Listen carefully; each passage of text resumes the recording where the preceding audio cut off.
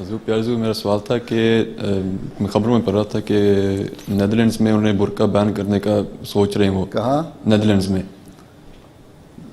Netherlands Holland میں. ہاں Netherland میں. ہاں. اور اس کا وہ فائن بھی رکھ رہے ہیں کہ 300 یورو کا فائن ہوگا اگر کوئی عورت پہنے. اچھا تو پھر اگر ادھر ہماری کوئی آدھی خبر تمہیں پتہ ہے، میرا خیال ہے پوری خبر نہیں پتہ. انہوں نے کہا جو پبلک جگہیں ہیں جہاں کورٹ ہے، جہاں اوت دینی ہے یا اس قسم کی جگہیں، وہاں وہ سیکیورٹی پرپز کے لیے کریں گے. ابھی پارلیمنٹ میں جانا ہے اور یہ بھی ان کی ہے تجویز ہے. اگر سوال یہ ہے کہ برقع جو شٹل کاک برقع ہے یا ڈاکوؤں کی طرح برقع ہے، اس کو تو ویسے ہی بین ہو جانا چاہیے. آخر اس کی آئیڈینٹی کے لیے ضرورت ہے نا، تمہاری پہچان ہونی چاہیے. تو آخر پاسپورٹ پہ سارے نے تصویر لگائی ہوئی ہے نا. ہر عورت کا جو پاسپورٹ بنا ہوا ہے وہ کوئی برقع پہن کے تصویر کھنچوائی ہے، اس نے تصویر کھنچوائی ہے نا. امیگریشن والے دیکھتے ہیں جب تم جاتے ہو بارڈر کراس کرتے ہو، وہاں دیکھے جاتے ہیں، پاسپورٹ چیک ہوتے ہیں، پاسپورٹ آفیسر دیکھتے ہیں نا سارے. تو جہاں جو ضروری ہے نیشنل سیکیورٹی کے لیے بعض چیزوں کی ضرورت ہوتی ہے، اگر وہاں وہ نقاب کہتے ہیں کہ اس طرح لو، جو شریفانہ طریقہ ہے اس طرح لو، تو انہوں نے بین نہیں کیا، انہوں نے وہ نقاب کو بین کیا ہے یوں کر کے جو طرف ہیں. ٹھیک ہے نا. تو جب آئے گا قانون دیکھی جائے گی. ابھی تو کوئی نہیں ہے. فرانس میں بھی بین ہے تو ہم گزرتے ہیں، جاتے ہیں، احمدی عورتیں میں رہتی ہیں، بعض برقع پہن رہی ہیں، اسکارف بھی لے رہی ہیں، سارا کچھ ہو رہا ہے. پھر تمہیں کیا فکر ہے؟ تم نے تو نہیں لینا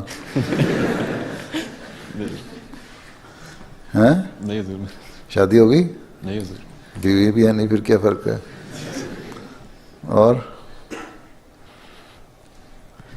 کئی ملکوں میں تو آئیں گے، سوال اٹھیں گے بھی، بہت سارے اٹھیں گے.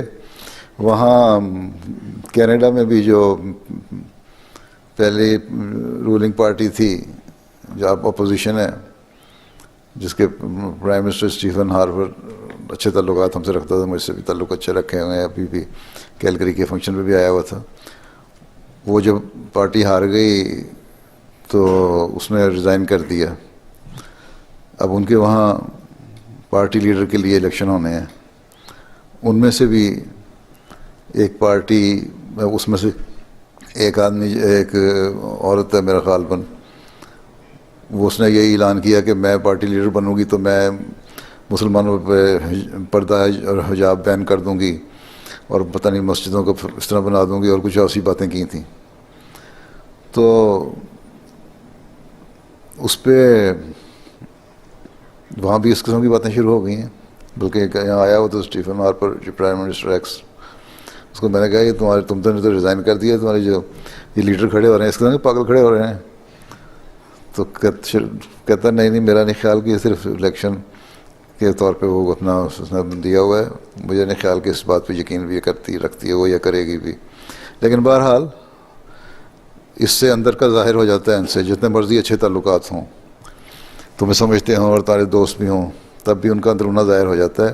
جو ایک مسلمانوں کے خلاف تھوڑی سی پک رہی ہے نا اندر دل میں کھچڑی، وہ تو ہے نا. ظاہری طور پہ انہوں نے اپنا شوگر کوٹ کیا ہوا ہے نا، اخلاق دکھانے ہیں، یہ کہنا نہیں. اس لیے اب جو حملے اسلام پہ ہیں وہ تلوار کے حملے ظاہری نہیں ہیں، وہ مختلف دجل ہیں ان کے، جس کو حضرت مسیح نے بیان فرمایا، جس میں لٹریچر بھی ہے، تقریریں بھی ہیں، اور ذرائع بھی ہیں. تو اس قسم کے چیزیں بھی ہیں جو